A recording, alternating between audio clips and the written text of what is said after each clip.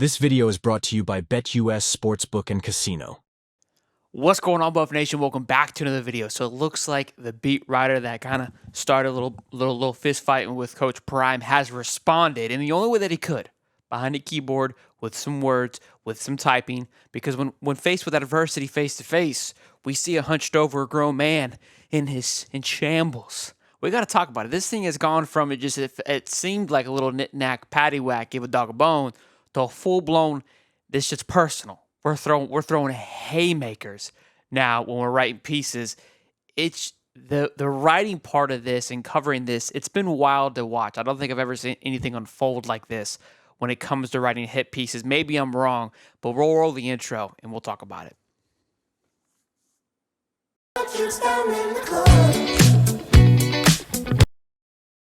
So here we go. This is the clip that we'll see. We'll play it here live so you can hear it. And again, we played the clip originally, but now we get to see him and kind of see his reaction and his body language and just kind of all kind of cooped up and whatnot.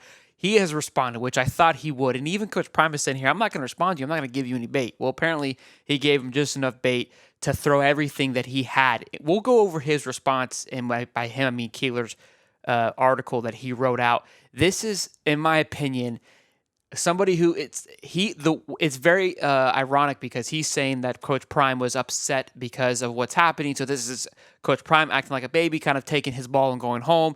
In reverse, this is his version of taking his ball and going home. He didn't get to ask his question, so he's like, I'm just going to throw a fit and say every hateful and mean thing I can about Coach Prime.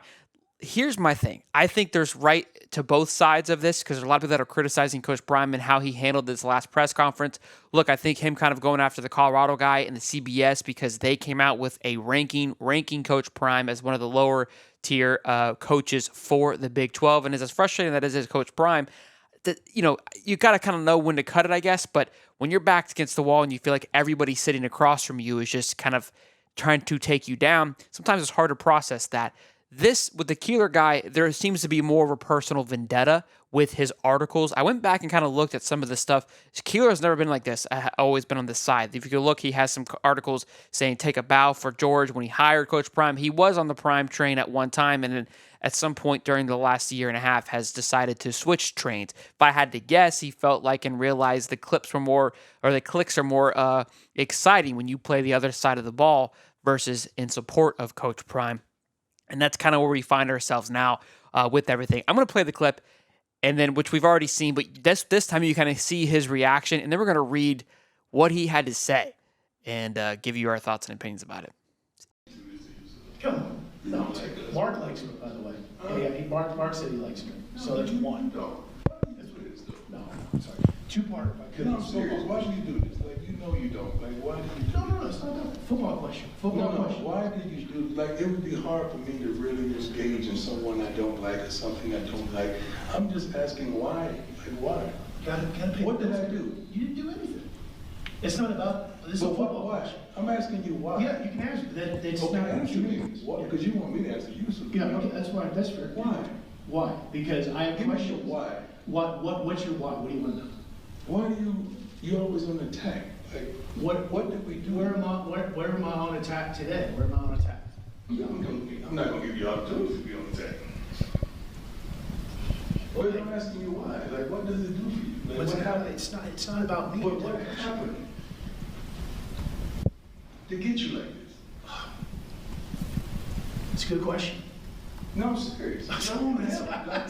No, I'm serious. I want to help. Because it's not normal. We can talk about that. We can talk about that.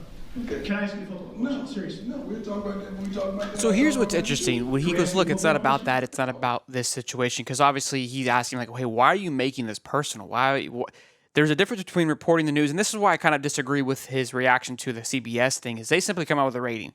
If they feel Coach Prime is a lower end on the Big 12, that is them giving a rating based on their thoughts. It's not really a personal attack. It's just simply we have to rate these things, and we feel at the moment you're not one of the higher coaches in the Big 12. We may or may not disagree with it, but it's not a personal vendetta attack. We talked about some of the things that he said in the previous article, KEELER, and they're very personable, comparing him to certain things, saying that he basically robbed Colorado. That's where, in my opinion, it starts to become where, like, yeah, this is personal now. I'm not going to speak to you because you're taking it to a next level. And if you look at the top of his columns, they're all labeled as that opinion columns. So this isn't like it's him just giving you a sports analysis or breaking down film and giving you thought. He's giving you a personal, opinionated opinion on how he feels who Coach Prime is and how he's handling himself at Colorado, which is fine. And he notes it in his article, like, hey, he responded, it is what it is. What I have a problem with is the things that he says, because when called out in front of everybody, and you can't say, well, he's not going to say that in front of everybody, so you're going to just run behind the keyboard and just thrash him instead. When it's man-to-man, though, and he's like, hey, why do you do this? Why do you say these things? He goes, I don't know. You crumbled. And this is where I think he might lose or should lose credibility. Like, sure, you said some hurtful things, and people are going to go, oh, this is great, because there's that side that are just going to run with it. But most of us are going to see right through that and be like, when faced with adversity, man-to-man, you bow down like a little coward. Before we read his article, though, be sure to check out the link in the description. This show is brought to you and powered by BetUS. They'll be powering us all season long, so give a huge shout-out to those guys. And again, we talked about it. We'll continue to talk about it until we get to Game 1, and then we'll look at more odds.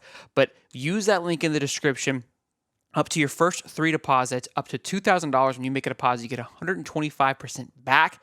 And right now with this 5.5 line, you've got to love it. People are hammering this line now at 5.5 minus 145. So again, use the link in the description below to take advantage of the fantastic deal that BetUS is running right now. Again, up to 125% of your deposit for your first 3, up to $2,000. So check that out. But let's take a look at this. So he says, kind of acknowledges like this was coming. I should have anticipated the bounce back, but then runs with it. This was desperate Deion, a man who stared into the future and saw 5 and 7 staring back. This was Nebraska Deion, as in Deion from the Nebraska post-game news conference in Lincoln after the Buffs dropped another heartbreaker. Thought they beat Nebraska, but whatever. This was a side of Sanders at the front range hadn't seen before. A confident man who suddenly looked and acted and sounded afraid. Afraid of critics, afraid of truth, afraid of bad news, looming like a tsunami at its crest.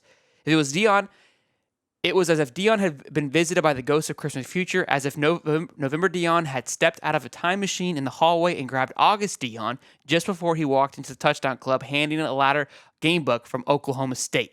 Folks who've dealt with the Sanders team in the past have pointed out that Coach Prime, like all powerful men, pays people to make inconvenient things go away. Well, he can't make a forgiving, occasional, fawning, and comparative docile press corps go away. He can't make an on-record and anonymous comments by former players and former staffers, real or imagined, go away, speaking to the negativity, the hit pieces that have been coming out. He can't make the paper trail from his family or his family's past legal scraps, including allegations against Shiloh, go away. The situation going on with the referee from high school. So he snaps. He can't hide the fact that Colorado, which hired him with sheer and utter desperation of a lonely nerd on prom night, conducted a lousy vetting process, hoping that a lifetime celebrity wouldn't come with a lifetime of skeletons in his closet. Half the Power 5 schools and most of the NFL wouldn't put up with Prime Circus, the cameras, the contracts, the rules, the buffs. They had no choice. Deion is the king of CU, El Cuadro del Belco, the emperor of engineering drive. Are you with me or against me? Only once the train leaves the station, it doesn't come with brakes. You ride the puppy out full speed until the thing goes off. I mean, this thing. This is this is nuts. This is again a little bit more of a very negative piece. But what I find interesting here, he goes, look. Where he talks about that this was a desperate move by Colorado. I mentioned earlier he had an article. I went back and looked. This guy writes a ton, by the way. It took me a minute to find this article. The article is titled, and I'll give it to you again. They're blocked, so I can only see a little bit here. The article was titled "Take a Bow, George," as Colorado lands Deion Sanders. Let me go to that kind of. Just that couple of running paragraphs here. Deion Sanders and Colorado Buffs partnership could be a lot of things based on Sunday's introduction. It sure won't be boring. That's pretty even. Keeler, take a bow, Rick George. Deion Sanders just made Colorado Buffs must-watch TV again. So obviously was super pro Deion early on. Deion Sanders transfer portal threats have Colorado prep football coaches talking about how much they love it. Again, very pro Deion early on. So it's very contradicting in my opinion. Where the hate came from, where it's stirring from, I don't know. But this is just the whole other level that I'm honestly kind of surprised to I can't say I'm surprised, I guess. Look, here's my thing.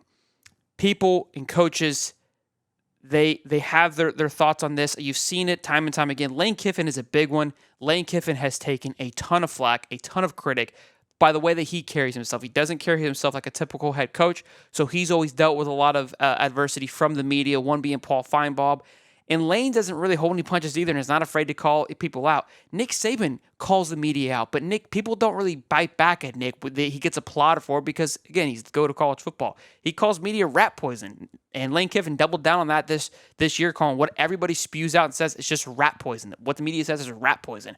That is taking a shot at these guys. So sometimes maybe they sit down and allow you to ask certain questions, and I think that's where people get frustrated because Coach Prime pushed back at some of these guys, but look, you open yourselves up to these things. Like, I'm not going to continue to be vulnerable to you if you're going to just take this and spin it and make it what you want it to be. And look, that's the world, that's the media. And so people are like, oh, that's just part of it. Well, part of it is too that he can say, hey, I don't feel like talking to you.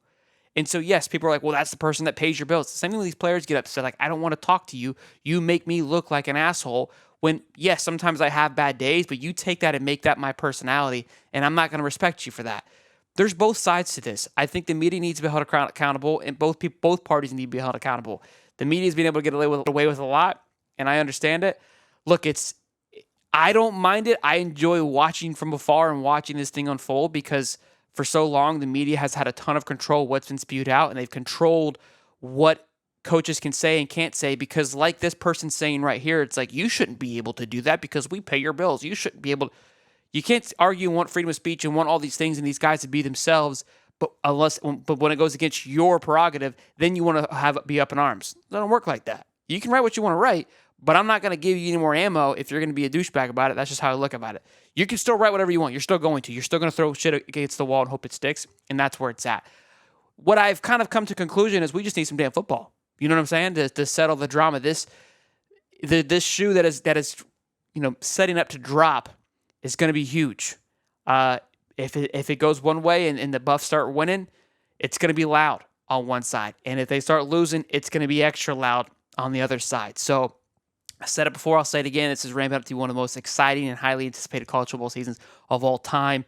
And it's not just for the Colorado and Coach Prime and what they're building in Colorado, but also the realignments and, of course, the new 12-team playoffs. So it's going to be a doozy. It's going to be a fun one. And you know what to do. We're less than 50 away from 10,000 subs. Smash a sub. Let me know in the comments how you guys feel about it. And we'll see you in the next one. Excuse me. Peace and love, baby. This video is brought to you by BetUS Sportsbook and Casino.